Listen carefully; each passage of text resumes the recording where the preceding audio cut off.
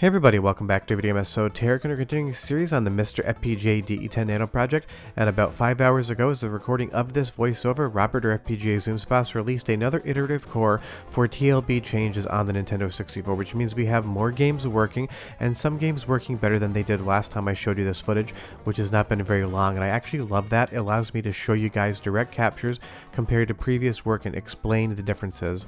Right now, if you get lucky, you can run around for a few seconds as Conker, but for the most part, it's going to freeze right there during that hangover sequence. But the introduction here, 9 times out of 10, now when you play this, you can get into the first level and it won't freeze. And Robert said he spent about 8 hours on changes to some TLB aspects to get some things running better and some things running in the first place. So it does take a very long time to see a very small change, but that is part of the work process, and I absolutely love that. But I'm going to be showing you guys some direct comparisons in just a moment to explain what has changed, because I know a lot of people enjoy the development process as much, if not more so, than the actual gameplay. But this is the current core as of today, and you will see here that Conker has his full model including his face, and this is running at a very nice frame rate, which I'm going to compare to a different capture in just a moment. But take a look at Conker's face here. You're going to see that full jaw is there with all of his mouth, tongue, and teeth, which is going to be completely different to the capture I showed you a few days ago that Andy D sent me. So as we transition over to that, as Conker goes away here, you will see that as this chainsaw goes through, 1, it's not running anywhere near the same speed, and 2, Conker 100% is a horror show, and his entire lower jaw has been ripped off by something.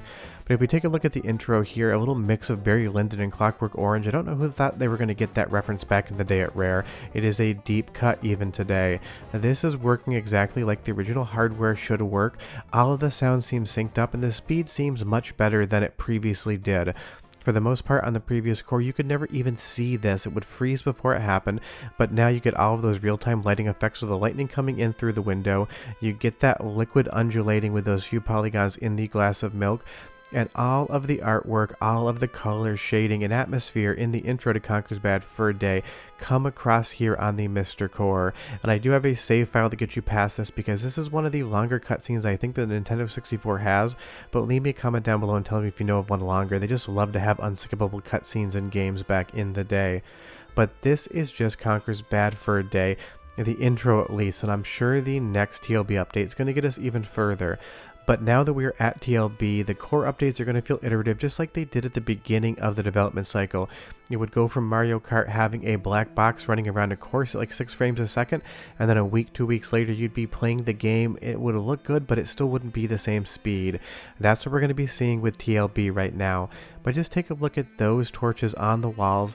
They are reflecting light in pseudo real time. This just feels like you're playing on the real hardware until the point in time that it feels like you're not playing on real hardware whatsoever. But as those doors close and we fade into the next cutscene here, this game, along with GoldenEye, are going to have intermittent freezing issues. Robert is trying to track down why, but at least as recording of this video is concerned, he's not sure yet, but that's all part of the bug fixing process. Definitely seems like a Babs Bunny ripoff right here, but hey, you can't blame Rare. They needed a character, and this is a squirrel, not a rabbit, even though you wouldn't know the difference.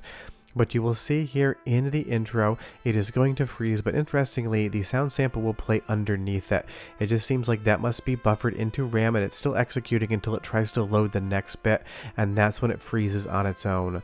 But let's go back to the introductory sequence and talk about the TLB updates as far as the speed are concerned. On the left, today's core, on the right, the core from yesterday, and you're going to see in just the animation alone the difference in frame rate.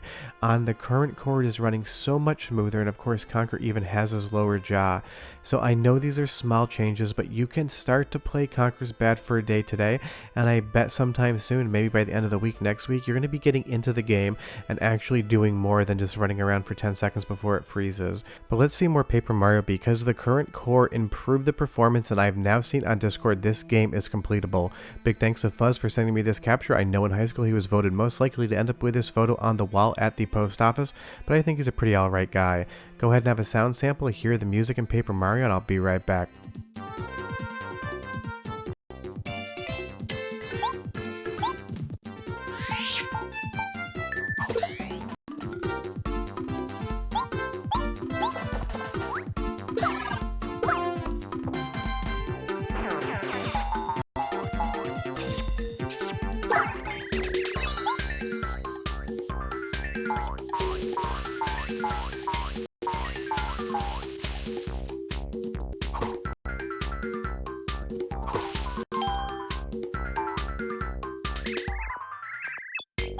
The sound sounds close to perfect, but there is a little intermittent drop in the audio there. There'll be like a note or two missed. But other than that, this game is infinitely playable, and now I know from the MiSTer Discord channel that you can beat it as well. So on the current core, one of the best games in my opinion on the Nintendo 64 is a game you can sit down today and play from start to finish. And that is wild. It is a TLB game, it's a Nintendo 64 game, and it's a game on MiSTer FPGA that 100% just works if you want to check it out today. And if for some reason you've never played the original Paper Mario, I think it's the second best game in the series, only rivaled by Thousand Year Door on the GameCube. We'll see how the remake to that comes out. Tell me down below if you're going to buy that, I would be curious.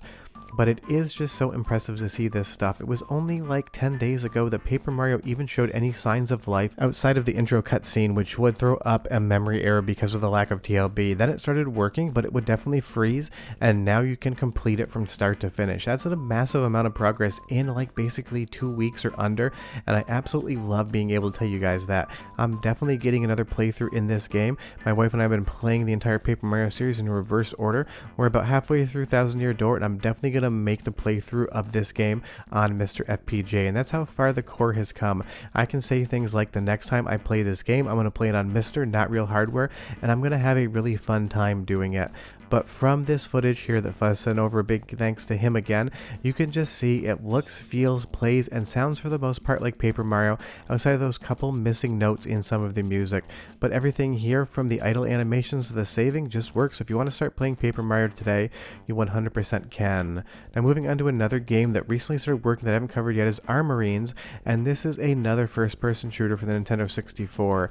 It's definitely not in the A tier in my opinion. This is definitely more of a B tier title, but it's another game that utilizes TLB implementation that now works on the current core. And if you like shooting space bugs, it's definitely going to have a lot of fun for you. But this is honestly a game that I always forget exists. I never played it back in the day. I didn't know any of my friends that had it, so tell me down below, did you play this back when it was new? Did you know somebody who did? Because this is just one of those things. There's certain gaps in my memory in which I hear of a Nintendo 64 game or somebody asked me to test one, and I always forget that it exists and it pops back into my memory. Armorines is definitely on that list of games, and I'm like, oh yeah, that's a thing, it exists, I can check it out. As far as the performance is concerned, I am not immediately familiar with this game, so leave me a comment down below if you see anything different, but it's running at a good frame rate, about as good as the Nintendo 64 hardware usually could muster, and like pretty much any other game on the Nintendo 64, the first person controls were definitely still in their evolutionary phase, and it can get a little confusing to control this, and big thanks to Andy D for sending this capture over in this video here. But it's another game that utilizes TLB. It's another game that wasn't working outside of like the last week or so, and I'm sure some of you out there remember this fondly. It's always fun to check out a new game, and I'm definitely going to give this a playthrough later on once the core is probably finished and I can revert my time from making these videos to actually playing video games, and I am looking forward to checking it out. And I just love the whole space bug aesthetic. It's such a fun thing, kind of feels like Starship Troopers come to life as a Nintendo 64 game without the title. But if it's another game you want to play, you can just do that today. And now confirmed, there are only 5 games in the North American library that will not boot on the current core. That's it. There's 5 games that don't work.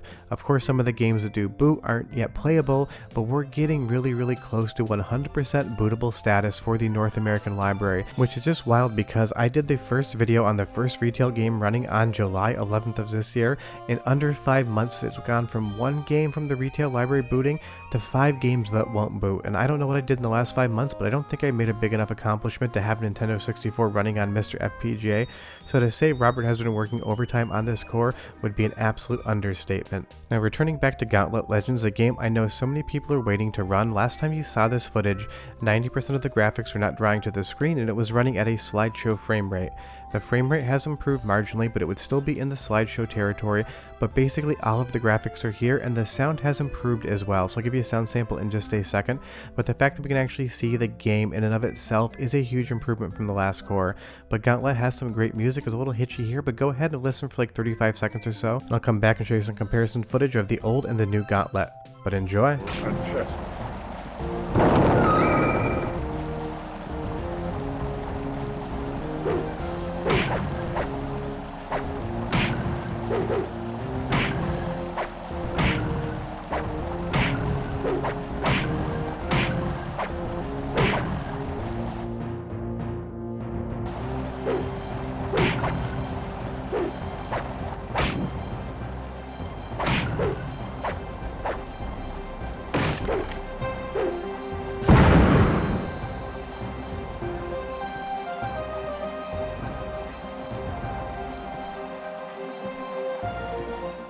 The music definitely sounds good, but some of the sound effects are slightly delayed, but I'm sure that has to do with the fact that this game is not rendering or performing at its native frame rate, not by a country mile. But that will come soon. A lot of what TLB is now is getting games booting, and then Robert is going into the code and improving that performance. So this is one of those situations, speed comes second, compatibility comes first. But let's talk about what was added to the recent core that was missing beforehand. We'll do that with the introductory sequence. You'll see here you have that big stained glass window behind you, all of this crumbling, decaying wall, a floor, and all the different portals to the different areas in Gauntlet itself. This is what it should look like on real hardware, and as this gigantic demon comes from the floor, you can see all of the wall behind him, all of that artwork. Now if we move back to the previous core just a mere day ago, you're going to see that so many of those graphical elements are just 100% not drawing to the screen. So Robert patched this up in the background, fixed some bugs, strung some more things together, and you end up with the introductory cut sequence that is going to show all of that different art behind it. It is not again running at the full frame rate, but as the camera slightly pans here, you can see all of that woodwork holding the walls up, the stonework behind it, the floor, the flames, everything that should be on screen is on screen.